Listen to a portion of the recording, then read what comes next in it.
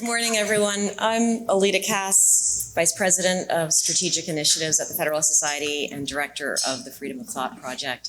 I appreciate you so much. Saturday morning, it's early. It's been a fantastic conference, but it's always a draining experience. Just sort of too much fun and excitement and interesting discussion. So welcome, everyone. I'm very excited to present. This is our second year with a Work Different program to talk about ways that the legal industry and the legal conservative movement can do a better job of supporting the range of choices that work for people across the course of their careers. Really delighted to have our moderator with us again this year, Kate Todd, well known to, I'm sure all of you in the room, a great friend of the Federalist Society with tremendous experience working in law firm, nonprofit, and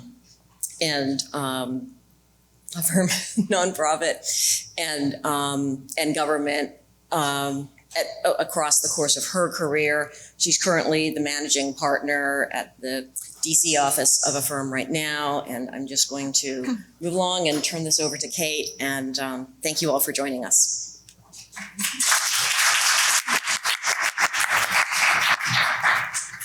Thank you, Alita, and I've been thinking about this panel maybe and more broadly about the Federal Society Convention sort of in this anniversary year. And this isn't a particularly unique observation, but there really are sort of two conventions going on, right? There is a set of panel discussions, very robust discussion on cutting edge legal issues, and sometimes really old legal issues, but cutting edge debate about them. And those are in some ways could be passive to the audience. It's generally not, because we're a very active group of audience members typically, but it's incredibly important and vital to what the organization does. But then there's if you turned the camera around to face the audience, or even better, you took the camera out into the hallway where you have the coffee stations and the people mingling, you see the entire other facet of the convention, which is the membership and the people who are all very passionate about the law and this country and the future, and connecting with each other, and just a huge diversity of ways that they take that passion and incorporate it into their lives. And the secret of the dinner, for all of you who attended, is 2,000 people and a waiting list would have paid money to go to that dinner, to sit with the other 1,999 people, even if there were no podium and there were no program. And that is just an incredible testament to this organization. But I mention that because, number one, I'm very fortunate throughout the year to have conversations with Alita and others in the leadership at the Federal Society who I know do just a great job of thinking about both of those pieces and cultivating them. And the second reason I mention is because I think this panel, what this panel does is take a sort of very open discussion about putting the camera on the membership and looking at the ways that people incorporate what we're talking about in different ways in their lives. And so it's a real pleasure to be a part of this project. And I thank Alita and everyone at the Federal Society for promoting it. My job is largely to get out of the way. And what I've asked the panelists to do is to start by, their story is the content of the program. So I'm asking them I'll give the very briefest of headline of what they're doing right now. And then I've asked them to sort of look at their path and what they're doing and think about what they would want to tell this audience that isn't in their bio. And then I also asked them to, just as a sort of kickoff, answer a question, which was, what advice would you give your younger self if you could? Or I think in my case, it would be, what advice would you make your younger self actually listen to? Because I'm confident that I had gotten great advice. So with that, I'm just going to give the quick headline introduction, and then we'll go down the row and let people kind of share what they want to about their path. So first we have Sumi Thomas, who is Vice President of Legal Professional Affairs for the Blackstone Fellowship. She graduated from Pensacola Christian College and she is our non-lawyer on the panel. There are a lot of non-lawyers throughout the Federalist Society membership and convention. And I think she might talk about being a non-lawyer a little bit. She has experience in policy, communications, politics, and at a law firm. And she shepherded, 1,600 young men and women through the Blackstone program. So she's thought a lot about what to say to young people in particular. Stephanie Holmes is creator, owner, probably has 17 other hats related to your enterprise, right? Brighter Side, HR, an HR consulting business, and that I want to hear more about. She graduated from Illinois Wesleyan University, got her JD from Catholic, and she has both law firm and in-house legal experience. Then we have Andrea Lucas, who is a commissioner on the EEOC. She was confirmed in September of 2020. She graduated from the University of Pennsylvania, got her JD from UVA, has experience both in the law firm and as a law clerk at EDBA.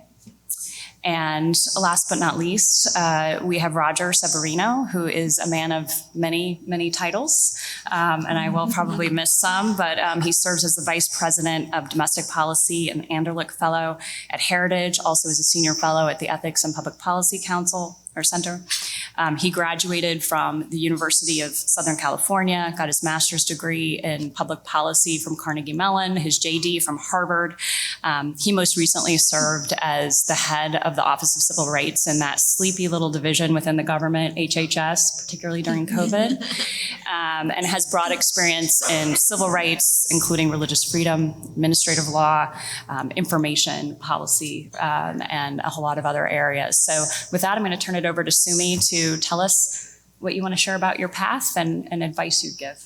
No, thank you, Kate.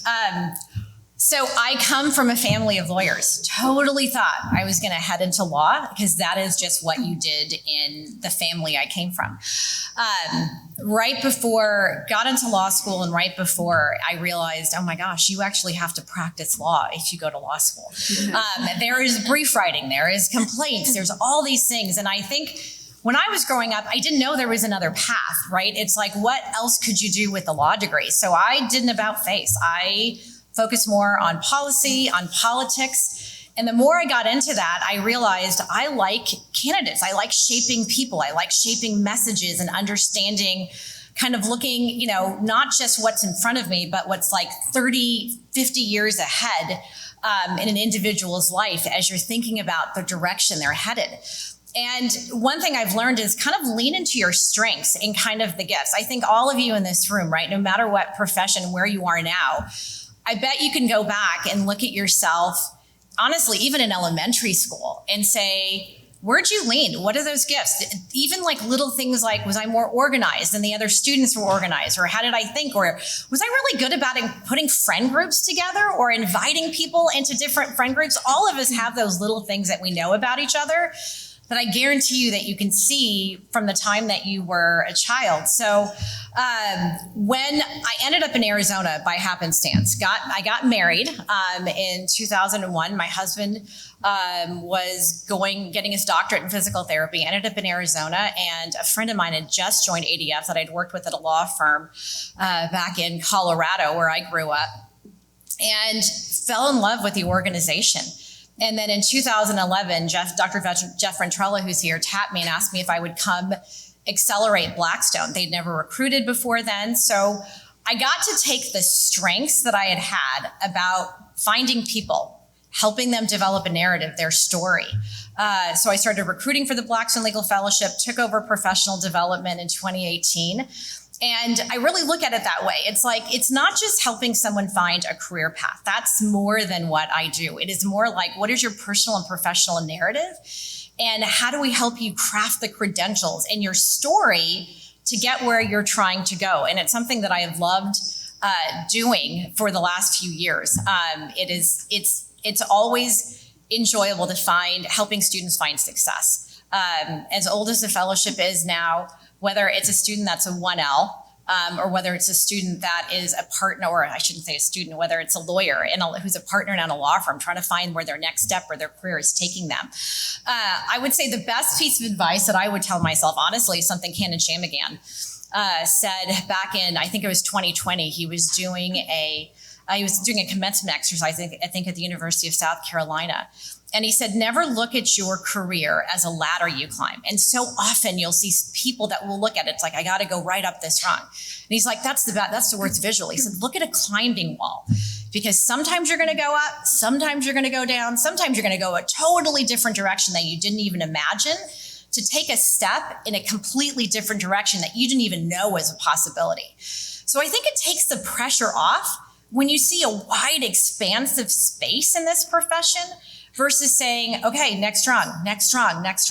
It's not it. And I think, honestly, these panelists are a great testament to that.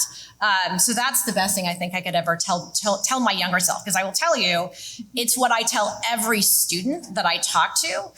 And you will see them all of a sudden, they take a deep sigh of relief, and it's like, oh, okay, there's more out there than 1, 2, 3, 4. And I think being a member of the Federalist Society and them seeing all of you here gives them that perspective. I think it's one of the most valuable aspects of this conference. Thank you. So may I go to Stephanie? Sure. Thank you so much for having me part of the panel today. I feel particularly honored to be with these folks. So my background, so I started at a big firm. So I was at Jones Day for a few years in their labor and employment practice group, and then went in-house for Fortune 500 company and was their employment counsel for about 9 years. And fast forward to 2020, and I think particularly working in the HR space and just seeing kind of the DEI efforts and really progressive ideology that HR was pushing into corporate America. It was just particularly concerning to me, and I really didn't see kind of any other alternatives available for employers in the HR space, and so wanted to. I care a lot about these issues, and I saw a problem that I wanted to help fix, and so I am probably one of the, or maybe not in this crowd, but probably one of the most risk-averse people that you will meet. But I nevertheless care a lot about these issues. And so I left my job and started Brighter Side HR, an HR consulting company, to offer an alternative kind of more values aligned, just space for employers. So I do consulting, I do workplace training, so discrimination, harassment training, how to do workplace investigations, and just offering that in simply just a non-woke version, and then also offering employers an alternative approach to diversity and inclusion. So I've created some course content around that, which has really been fun to start and explore and start a conversation, what I believe to be a better, more positive, unifying approach to that. So yes, so I am at the moment the IT department, the accounting department, and marketing. So it's been, I feel like I've learned so much in the last year, and I'm very thankful for all of it. And it's just, I guess I've learned so much. So in kind of distilling down pieces of advice, I have to say 3 quick things, I think. So one of them, and it's probably the thing that stood out to me the most in the last year, starting my own business, is the importance of having invested in good relationships and authentic relationships with people throughout your career. You may not always stay in touch with people, but it is just continually amazing to me how people cross paths, whether that's a year later or 5 years later or 15 years later. And that is just something that I am just continually amazed by. And so just the importance of maintaining good relationships and just simply, being kind and treating people well. I think that's just worth the time. a couple other pieces of advice generally, I think the importance of maintaining perspective. I think particularly as lawyers, I think oftentimes many of us are perfectionists, and the internal stress sometimes associated with that. If I could tell my younger self one thing is to just kind of maintain perspective about things, and none of us are perfect. We're all going to make mistakes at times. And so one thing I would encourage people is to just acknowledge that, and instead of kind of internalizing that, look at them as growth opportunities.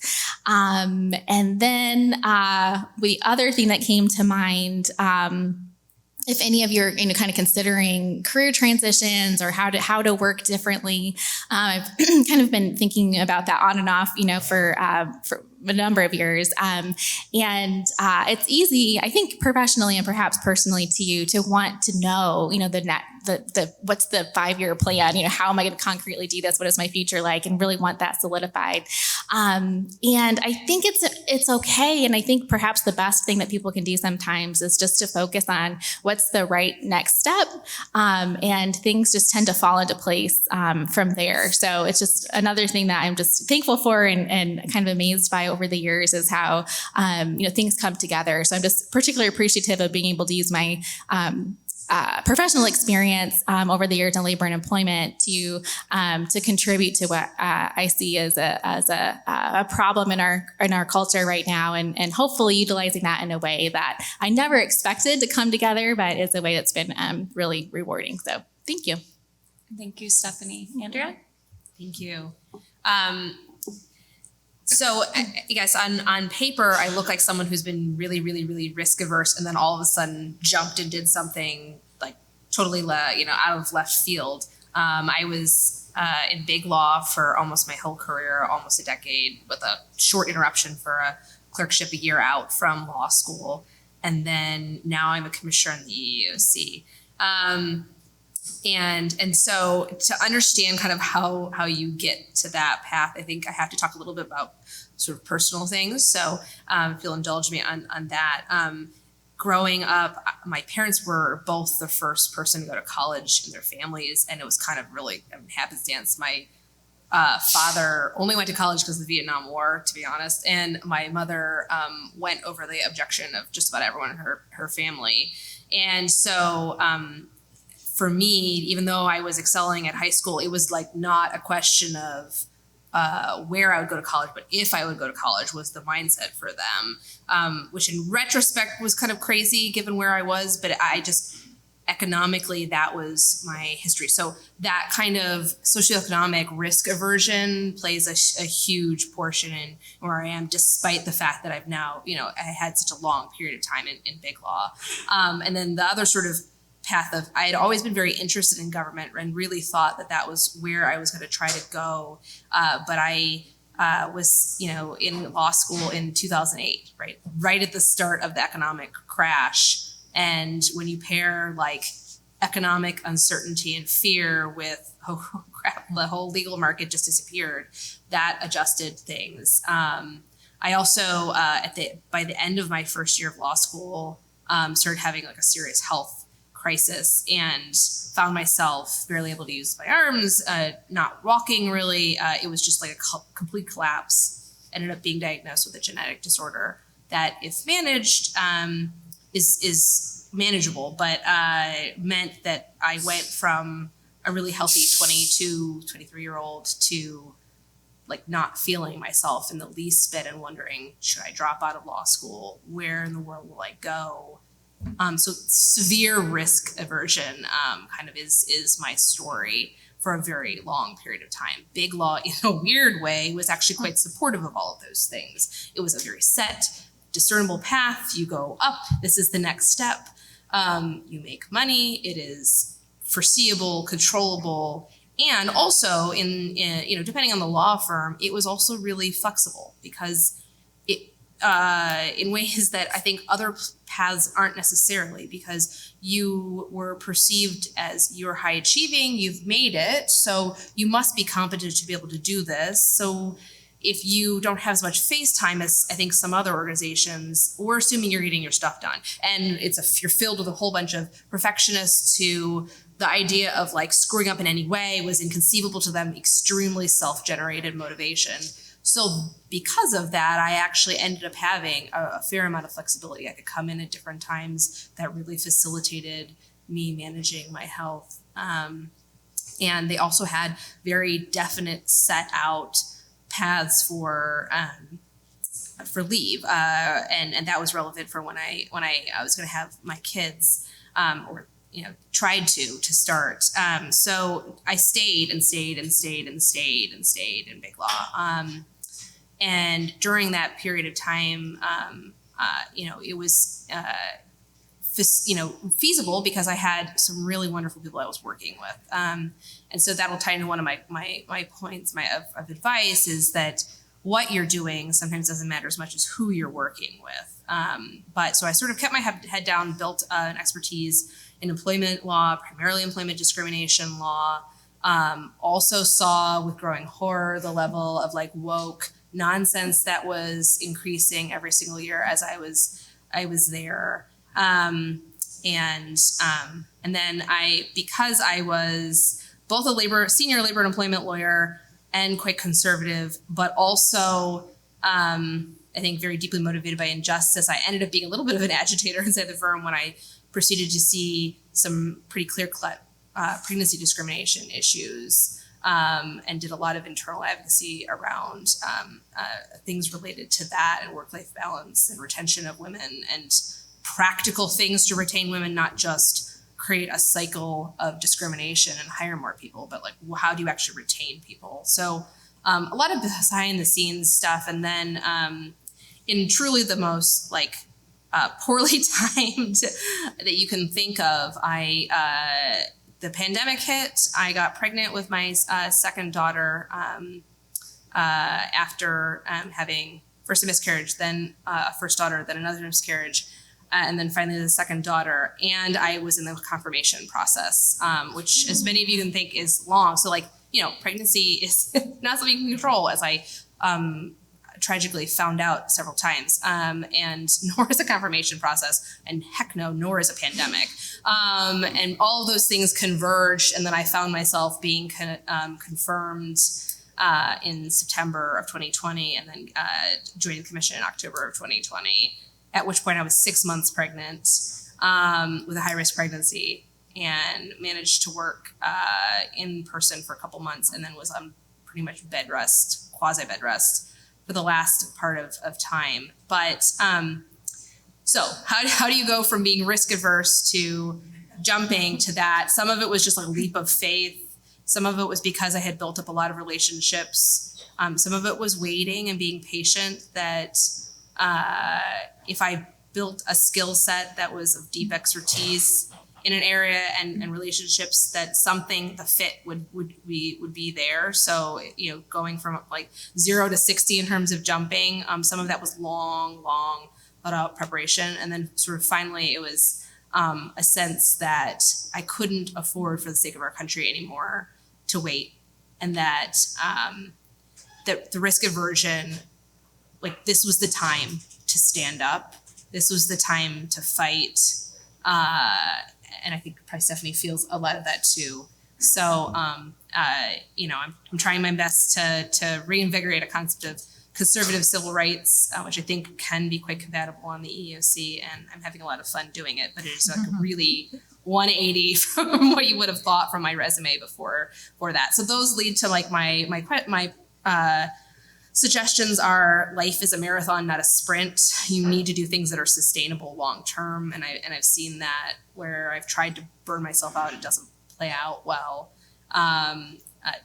2, you need to be clear-eyed and prepared for suffering, and there's more to the high-level story that I've given you, but it's a question of when, not if. Everyone will have a plunge off of a cliff at some point.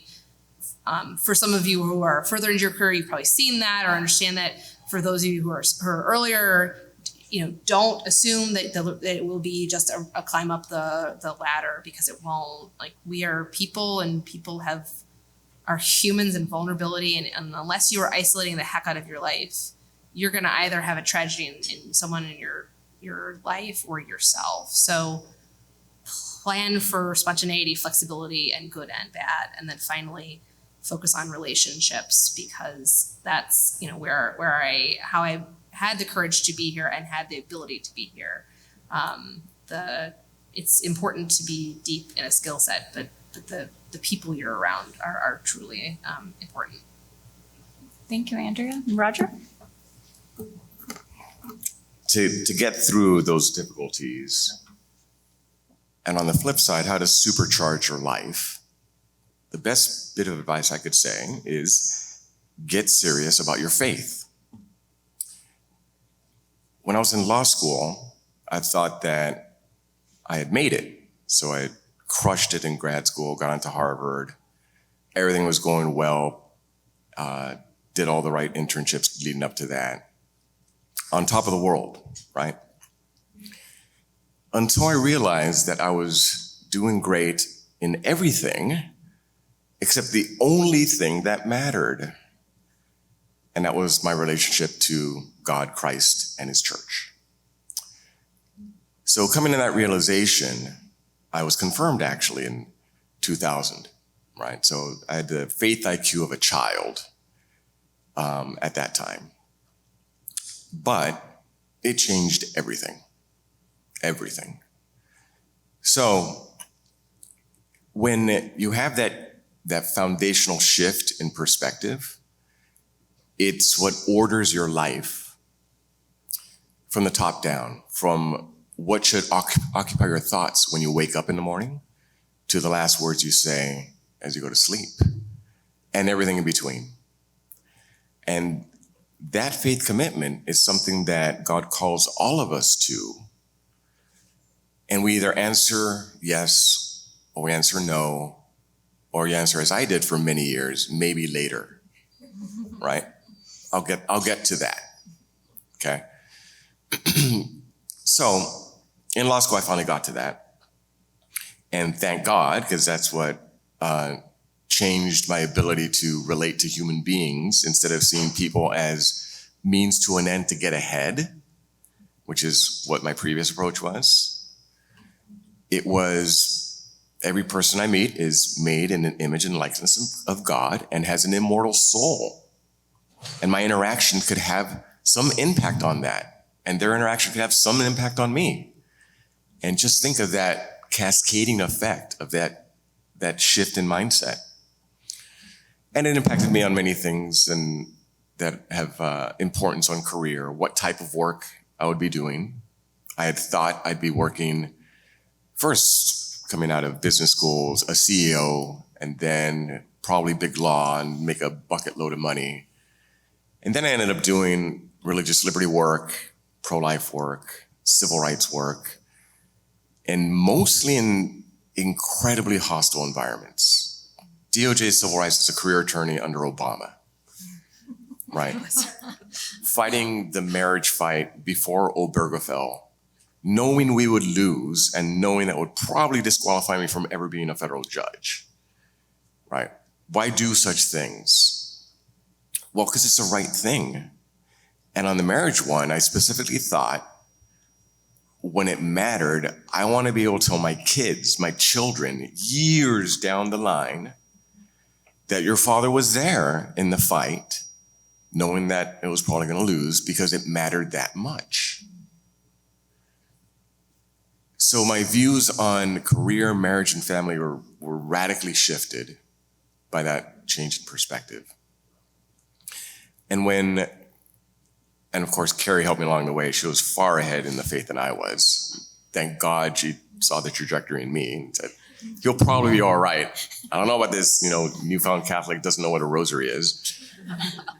But so she took a leap of faith in me. And as part of that growth, when we were having our first child, we were thinking, okay, Carrie just got done with her clerkship in the DC Circuit. Time to apply for Supreme Court clerkships, pretty long shot for anybody. Carrie's not just anybody, but still, are we gonna delay having children and use natural family planning to see if that possibility pans out. And thought about it, prayed about it, and said, no, that is not a reason to delay our primary purpose, to be fruitful and multiply. We're married. Married people should have kids, and lots of them. And that will ultimately lead to your highest satisfaction, because you're following God's purposes, right? If you're ever fighting against them, it doesn't work out so well. So Ellie, our amazing child, Carrie was pregnant at the time, and lo and behold, she interviews in the Supreme Court and gets a clerkship with Justice Thomas. And then Justice Thomas says to her, well, she was worried when what do I do? How do I say it? And we said, just tell him. Told Justice Thomas, I'm pregnant. And he said, you know what? You start whenever you want. What we do here at the court is to help you and every other American raise their family. That's what we do here. So you start whenever you want. And the irony of that is that year there were only male clerks, and the media lambasted Justice Thomas for being anti-woman, when he did the most pro-woman thing you can imagine. So God provides. And she had a successful, wonderful clerkship and delayed the clerkship for a year because prioritized family first. And we didn't say, hey, Carrie, now we got a great opportunity for you to make a killing with the Supreme Court clerkship bonus. But we wanted to raise our kids with the mom being there as fully present as possible and the dad being there as fully present as possible. So we said, no, clerkship's nice, the bonus is nice, but it's not worth it. It's not worth that exchange. And there's a story that really brought this home to me. We're at a high-powered lawyer retreat. And we had brought our kids to it, and we bring our kids everywhere. And that's one way to be able to have a high-powered legal impact and have a family. Bring your kids everywhere. I don't care. Carrie would be at FedSoc events with a baby strung on her asking a question at a FedSoc event. I was like, you go, girl, right? That's the Severino way. So this one very prominent lawyer, big law partner, did a lot of great stuff for the movement. We're having dinner and we're talking about family. And he says, yeah, I told my kids I wouldn't be going to their soccer games because of the work I do. But because of the work I do, we have somebody who is there cleaning the house or all the house really in great shape and all those things. So when I do have time to spend with the kids, it is just, they got all my time, and we could go to say, hey, we want to go to Paris. And if the kid says, yeah, that'd be great. Then boom, we'll book a flight. We'll go to Paris and we'll spend a day there. And my thought was, how sad. How sad when your kids would much rather have you there at the soccer games, as my parents were. Because my parents were the only parents. I grew up poor, and the parents were absent at the soccer games. And that explains a lot of my success. My dad's hard work, my mom's prayers, and their being there. So get serious about your faith, and that will help you get serious about your priorities. Because the most important things in life aren't going to be those things that you get praised for publicly. It really isn't.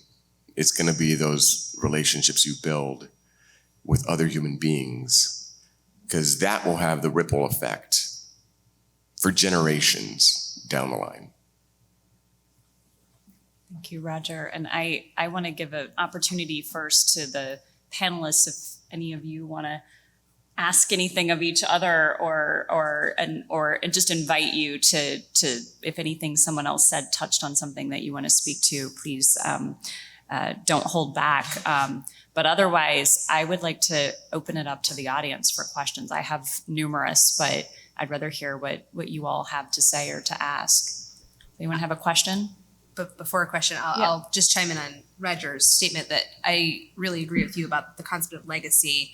I saw a lot of people in big law who I valued deeply, who were mentors, who their idea of legacy was, did they get on, this or that, like law journal, lawyer of the year, firm of the year, litigation firm of the year. And those are admirable things, and it's good to be skilled in your area, but no one will remember that. No one will remember you. Just be honest, be realistic about that. How many people can name every single Supreme Court justice in the last 100 years? You can't. You can name a handful. They are Supreme Court justices. How many people in the United States can name presidents? Not too many. If you're anything less than that, and that's not to say that you haven't done something amazing, prestigious, they are just not going to remember you doing that. Your legacy is almost never, but for the smallest of number of human beings, going to be something related to your material achievement. Your legacy will be your family. Your legacy will be the people you specifically personally impacted. It doesn't have to necessarily be your biological family. Those are going to be the tangible points of legacy. When you're thinking about vocation or work, humility about what legacy actually looks like, proper perspective, I think is really, really important. I think hearing what everyone is saying, one thing I want to add is a term I do not like is work-life balance. I don't think it's this teeter-totter that we have. I look at it more, it's life balance as a whole. It's mastering the art of living that draws no distinction between work and play, labor and leisure, but it's understanding where do you feel called and how does it all sit together in unity? It's my family. It's this profession that God's called me to, or where you feel led. It is making choices, whether you're single, whether you are married, whether you're married with children, and how those choices all fit in together to find balance as an entire unit, not a teeter-totter where work is on this side of me and the fun stuff is on this side of me.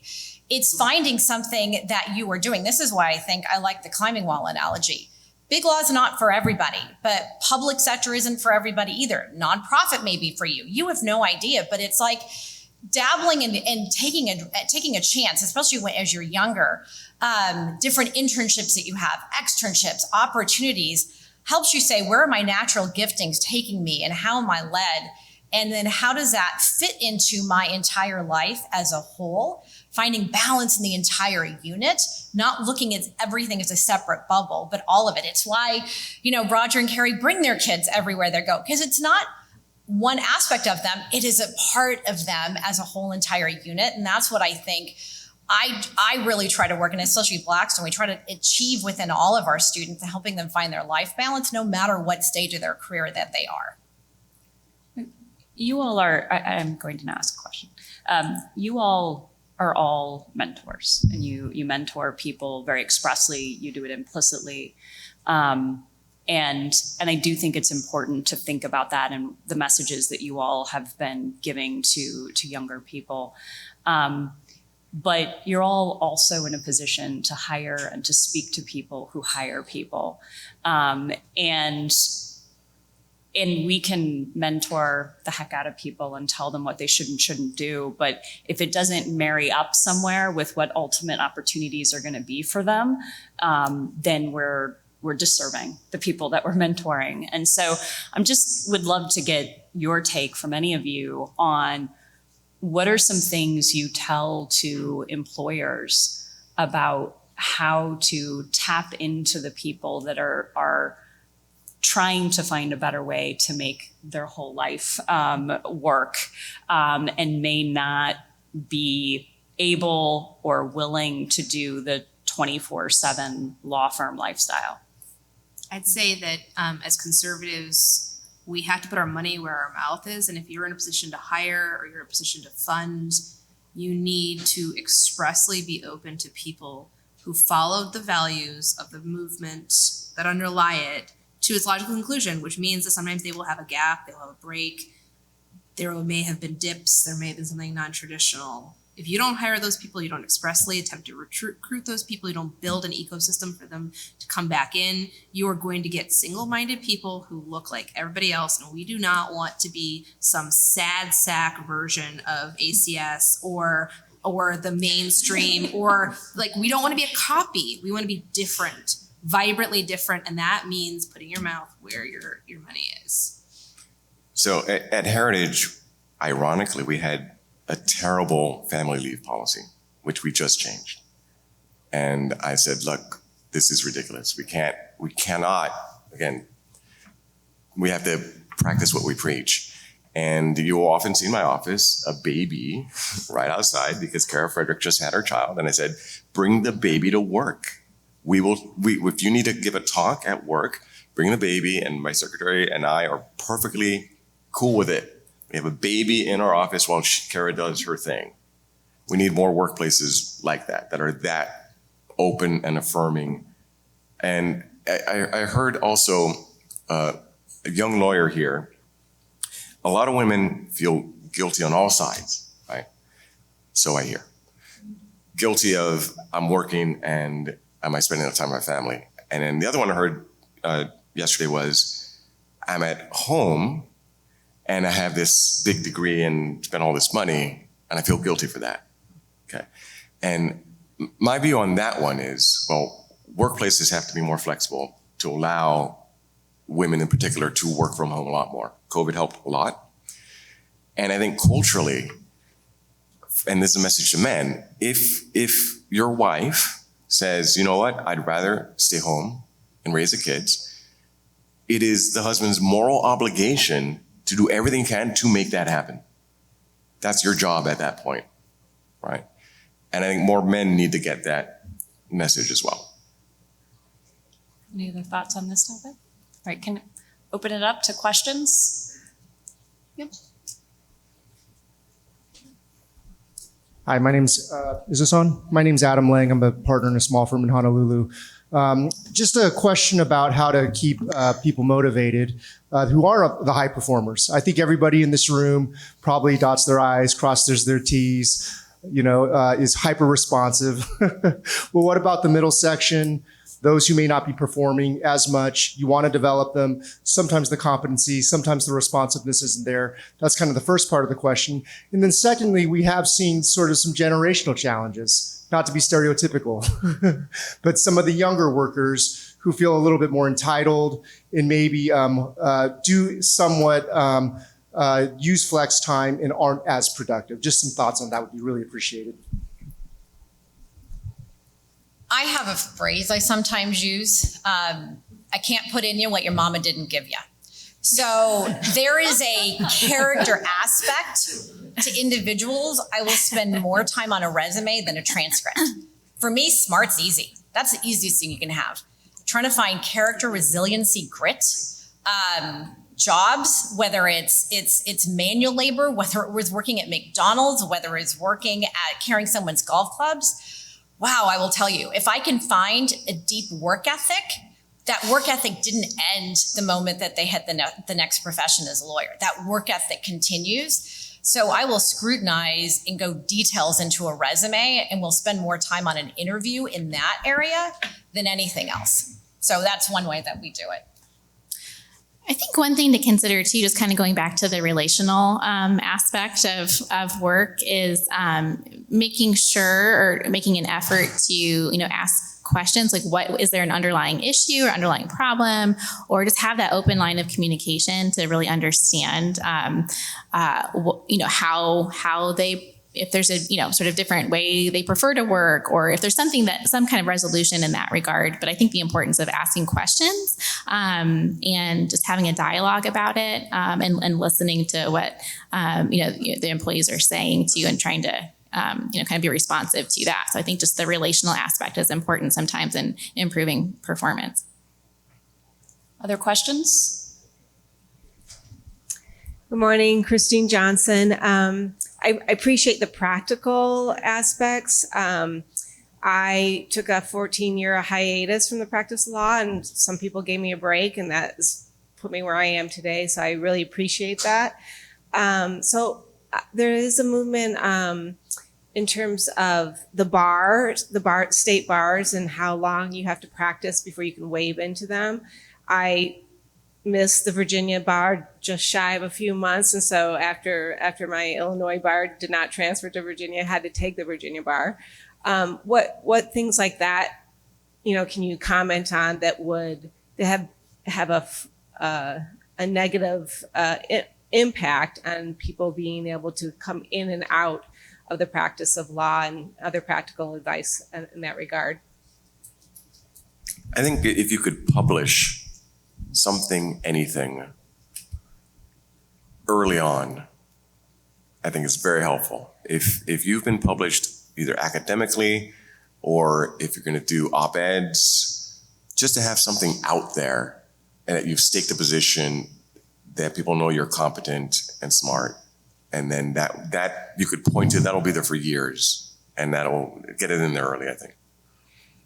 Structurally, I do think that lots of employers need to be thinking about the big picture impediments, that you will never fix gaps in hiring if you don't look at the big picture underlying structural things. So part-time licensing issues, transfers, general occupational licensing is a real problem across the board. There's a time and place for it, but I think need an overhaul across the board on occupational licensing, and also over-credentialing as well. So, we're all lawyers for the most part, but, just thinking about, does this person actually have to have this particular degree, this particular time? Sure, sometimes they do, but sometimes they don't. So trying to focus on, Sumi was saying, character, grit. The other thing I would say was when I was, helping in the hiring process at my law firm, I would vastly prefer to see someone who didn't have as high of grades, maybe wasn't as from the highest school, but demonstrated character traits that meant that they were going to be resilient in litigation. And that was a constant struggle to persuade my firm and many big law firms that was what they should be looking at. But if you get someone who's just fragile as all get out, but has a 4.0, they're going to take your big paycheck and then get out of Dodge very quickly. So, character matters more.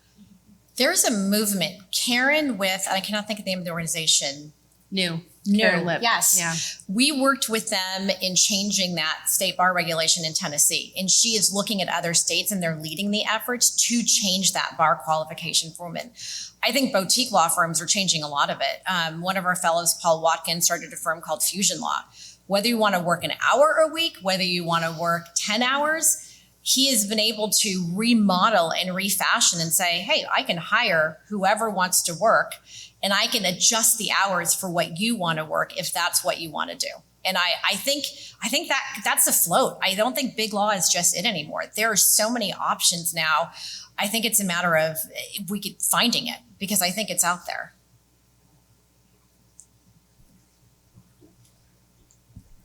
Andrea, you mentioned some of the best practices you were trying to employ at your firm to try to help attract and keep women in flexing around their families. I know there's people from a lot of different law firms here who might also want to hear what are some of those best practices that you can recommend in the firm context. Yeah, so I went flex time after I had my daughter, and the reason I was confident in doing that was because there were quite a few other women and people who had gone flex time, including some conservative men who had done that, balancing their and their wife career.